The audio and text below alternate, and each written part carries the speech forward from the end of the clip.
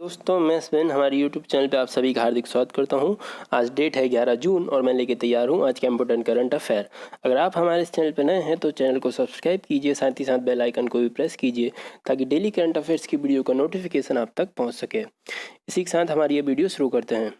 आज का पहला क्वेश्चन, हाल ही में किस राज्य में शहरी स्ट्रीट वेंडर कल्याण कार्यक्रम का शुभारंभ हुआ है? जैसा कि आप देख सकते हैं यह मैप है मध्य प्रदेश राज्य का एवं यह राज्य है मध्य प्रदेश। यह जो योजना है, इस योजना के तहत छोटे व्यापारी या विक्रेताओं को कार्यशील पूंजी के रूप में 10,000 रुपये प्रदान किए जाएंगे। बात की जाए मध्य प्रदेश के बारे में तो इसके जो गवर्नर हैं वह हैं लालजी टंडन एवं मध्य प्रदेश का जो बांधवगढ़ राष्ट्रीय उद्यान है वह रॉयल बंगाल टाइगर की एक बड़ी आबादी के लिए जाना जाता है। भारत में सबसे ज़्यादा टाइगर मध्य प्रदेश में पाए जाते हैं एवं भारत में सबसे ज़्यादा वन मध्य प्रदेश में हैं। मध्य प्रदेश के कई उपनाम हैं जो इस प्रकार हैं। इसे सोया प्रदेश, नदियों का मायका, हीरा प्रदेश भी कहा जाता है। चलिए इसी के साथ हम बढ़ते हैं हमारे अगले क्वेश्चन की तरफ। हाल ही में सीमा शुल्क बोर्ड ने अपने किस कार्यक्रम को लॉन्च किया है? तो यह कार्यक्रम है तुरंत कस्टम। यह जो कार्यक्रम है यह कार्यक्रम ईज ऑफ डूइंग बिजनेस में एक सुधार करने के लिए एक मेगा कार्यक्रम है। इस कार्यक्रम के अंतर्गत जो इम्पोर्टर्स का जो अधिकारियों के साथ एक नियमित इंटरफेस होता है उस इंटरफेस को एलिमिनेट कर दिया जाएगा, जिसका लाभ इम्पोर्टर्स को मिलेगा एवं इससे होगा ये कि पूरे देश में मूल्यांकन में एक रूपता आएगी। इससे राज्यों के मध्य जो व्यापार होगा उसमें काफ़ी सुविधा मिलेगी। बात की जाए हमारे सेंट्रल बोर्ड एंड कस्टम्स के जो डायरेक्टर हैं उनकी, तो वह हैं एम अजीत कुमार। इसी के साथ हम बढ़ते हैं हमारे अगले क्वेश्चन की तरफ। किस दिन विश्व प्रत्यायन दिवस वर्ल्ड अक्रेडिटेशन डे मनाया गया? यह मनाया गया 9 जून को। अक्रेडिटेशन वर्ड का मतलब होता है मान्यता प्रदान करना। किसी भी कंपनी या किसी भी इंडस्ट्री द्वारा बनाए हुए जो वस्तुएं हैं, जो माल हैं, अगर वह मानक पैमाने पर सही उतरता है तो उसको मान्यता प्रदान कर दी जाती है। इस डे को मनाए जाने का जो उद्देश्य है वह बिजनेस व इकोनॉमी में मान्यता की भूमिका को उजागर करना एवं उसको बढ़ाना, यह इसका उद्देश्य है। इसकी जो इस बार की थीम है वह है अक्रेडिटेशन इम्प्रूविंग फूड सेफ्टी।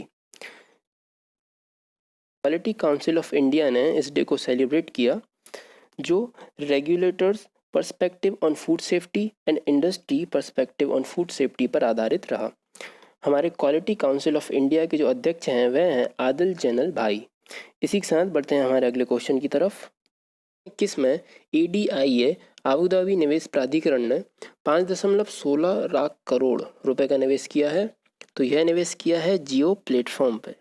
जियो प्लेटफॉर्म रिलायंस इंडस्ट्री की पूर्ण स्वामित्व वाली एक सहायक कंपनी है। इसका उद्देश्य है पूर्ण भारत में उच्च गुणवत्ता और सस्ती डिजिटल सेवाएं प्रदान करना।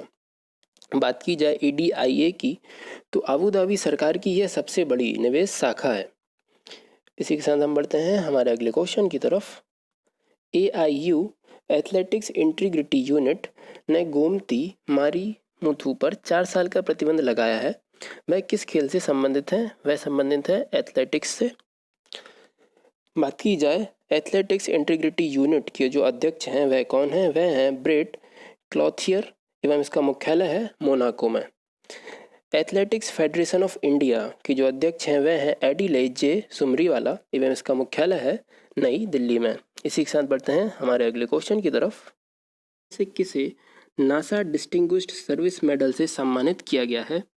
यह सम्मानित किया गया है रंजीत कुमार जी को। रंजीत कुमार को नासा ने कार्यकारी नेतृत्व, इंजीनियरिंग योगदान, तकनीकी उत्कृष्टता और उपभोक्ता निष्ठा के लिए इस मेडल से सम्मानित किया है। रंजीत कुमार पिछले 30 वर्षों से नासा से जुड़े हुए हैं। बात की जाए इस मेडल के बारे में तो इसको सर्वप्रथम पाने वाले व्यक्ति हैं RK चेट्टी पंडिपति। यह सम्मान इनको 2002 में प्रदान किया गया था। बात की जाए नासा के बारे में, national aeronautics and space administration, इसके जो हेड हैं वह हैं जिम ब्रिडेन स्टाइन। इसका जो हेडक्वार्टर है वह है वॉशिंगटन DC में। इसी के साथ हम बढ़ते हैं हमारे अगले क्वेश्चन की तरफ। हाल ही में किस राज्य ने पहला ऑनलाइन कचरा विनिमय कार्यक्रम शुरू किया है? तो यह शुरू किया है आंध्र प्रदेश ने। जैसा कि आप देख सकते हैं यह आंध्र प्रदेश की स्थिति है इंडिया के मैप पर। विश्व पर्यावरण दिवस के अवसर पर जहरीले कचरे से सुरक्षित निपटारे और जहरीले कचरे के पुनर्चक्रण एवं पुनः उपयोग को बढ़ावा देने के लिए यह कार्यक्रम शुरू किया गया है। इसके माध्यम से प्लेटफॉर्म को ट्रैक करना, ऑडिट करना, कचरे की जांच एवं उचित उपयोगिता को प्रोत्साहित किया जाएगा। बात की जाए आंध्र प्रदेश के बारे में, तो आंध्र प्रदेश की जो कैपिटल है वह है अमरावती। सीएम है जगन मोहन रेड्डी एवं जो गवर्नर हैं वह हैं बिश्वभूषण हरिचंदन। इसी के साथ हम बढ़ते हैं हमारे अगले क्वेश्चन की तरफ। में विश्व का सबसे बड़ा सोलर पावर प्लांट बनाने का ठेका किसे मिला है? तो यह ठेका मिला है अडानी ग्रीन एनर्जी लिमिटेड को। गौतम अडानी की कंपनी 8000 मेगावाट का सोलर पावर प्लांट तैयार करेगी, जो कि विश्व का सबसे बड़ा सोलर पावर प्लांट होगा। इसमें कंपनी लगभग 6 अरब डॉलर का निवेश करेगी। अडानी ग्रीन एनर्जी लिमिटेड की बात की जाए तो इसका जो हेडक्वार्टर है वह है अहमदाबाद में।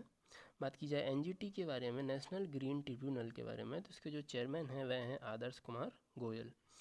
इसी के साथ हम बढ़ते हैं हमारे अगले क्वेश्चन की तरफ। हाल ही में standards and poor rating agency ने वित्त वर्ष 2020-21 में भारतीय अर्थव्यवस्था में कितने प्रतिशत तक गिरने का अनुमान लगाया है? तो यह अनुमान लगाया है 5%। Standards and Poor's global rating agency ने उभरती अर्थव्यवस्थाओं पर अपनी report financial condition reflect optimist lockdown fatigue emergency जारी की और इस रिपोर्ट में 2020-21 में भारतीय अर्थव्यवस्था में 5% तक गिरावट का अनुमान लगाया गया है, जबकि 2021-22 में 8.5% विकास दर रहने का अनुमान लगाया है। बात की जाए इस रेटिंग एजेंसी के बारे में, तो standard and poor rating agency की स्थापना हुई थी 1860 में।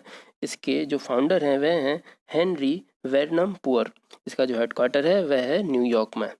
इसी के साथ हम बढ़ते हैं हमारे अगले क्वेश्चन की तरफ।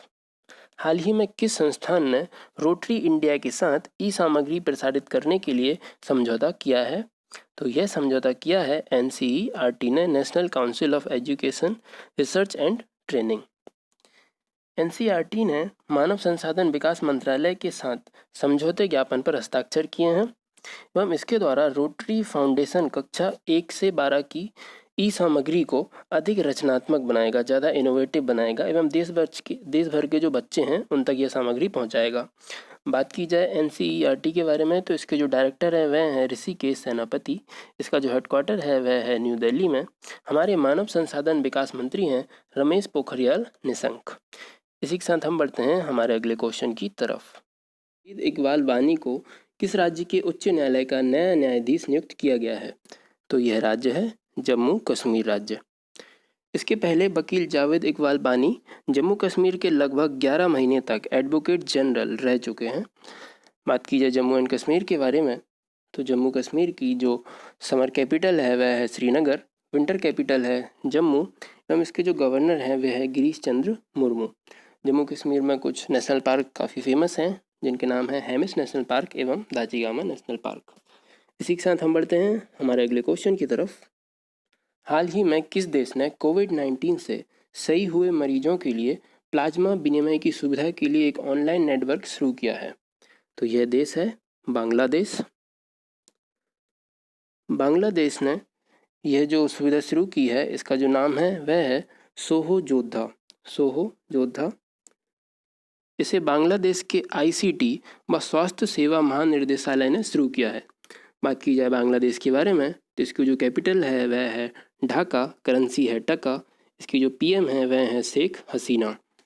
इसके अलावा ऑप्शन 3 की बात करें ईरान की, तो हाल ही में ईरान ने अपनी मुद्रा को रियाल से बदलकर तोमान कर दिया है, इसको याद रखिएगा। चलिए इसी के साथ हमारी ये वीडियो ख़त्म करते हैं, कल फिर मिलेंगे दोस्तों। जय हिंद।